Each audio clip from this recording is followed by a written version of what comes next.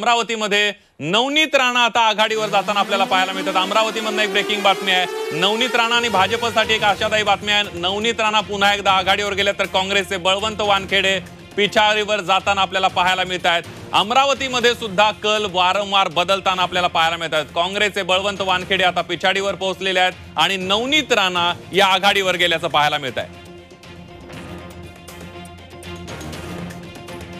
काँग्रेस आणि भाजपमध्ये तर काट्याची टक्कर आपल्याला पाहायला मिळते। काँग्रेसचे बळवंत वानखेडे आता पिछाडीवर आहेत तर नवनीत राणा या आघाडीवर असल्याचं पाहायला मिळतंय। दुसरी महत्त्वाची आपण ब्रेकिंग बातमी आता बघणार आहोत। महाराष्ट्रामध्ये महाविकास आघाडी पुढे आहे तर महायुती पिछाडीवर जाताना आपल्याला पाहायला मिळतंय। महाविकास आघाडी 25 तर महायुती ही 20 जागांवर आघाडीवर असल्याचं पाहायला मिळते। भाजप 13 तर ठाकरे गट 11 जागा, शिंदे गट 6 जागांवर आघाडीवर आपल्याला पाहायला मिळतोय। महाराष्ट्रामध्ये महाविकास आघाडी मुसंडी मारताना दिसते तर महायुती कुठेतरी मागे पडताना दिसते। तब्बल 25 जागांवर महाविकास आघाडी, भाजप 13, ठाकरे गट 11 आणि एकंदरीत शिंदे गट 6 जागा तर शरद पवार गट 5 जागांवर आघाडीवर आपल्याला पाहायला मिळतोय। महाराष्ट्रामध्ये जे आकडे आहेत ते महाविकास आघाडीसाठी प्रचंड आशादायी आहेत। महाविकास आघाडीने जोरदार मुसंडी राज्यात मारलेली दिसते आहे। महाविकास आघाडी तब्बल 28 जागांवर आघाडीवर आहे। भाजप आणि ठाकरे गटाच्या सर्वाधिक जागा, भाजप 1 नंबर तर ठाकरे गटाचे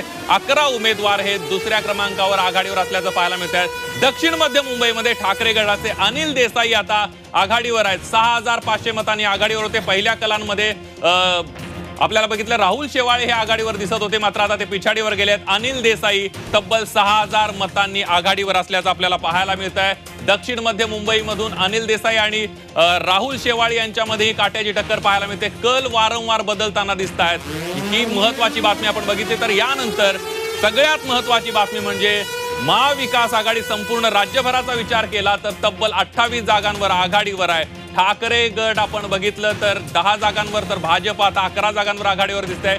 शिंदे गट 6 जागांवर आघाडीवर आपल्याला पाहायला मिळतंय।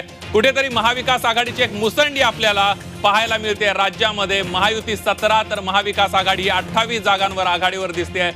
भाजप आणि ठाकरे गट आघाडीवर अधिक जागांवर दिसते। संभाजीनगरमध्ये भुमरे जलील यांच्यामध्ये काट्याची टक्कर पाहायला मिळते। जलील पुन्हा एकदा आघाडीवर आहेत, भुमरे दुसऱ्या स्थानावर आपल्याला पाहायला मिळतात।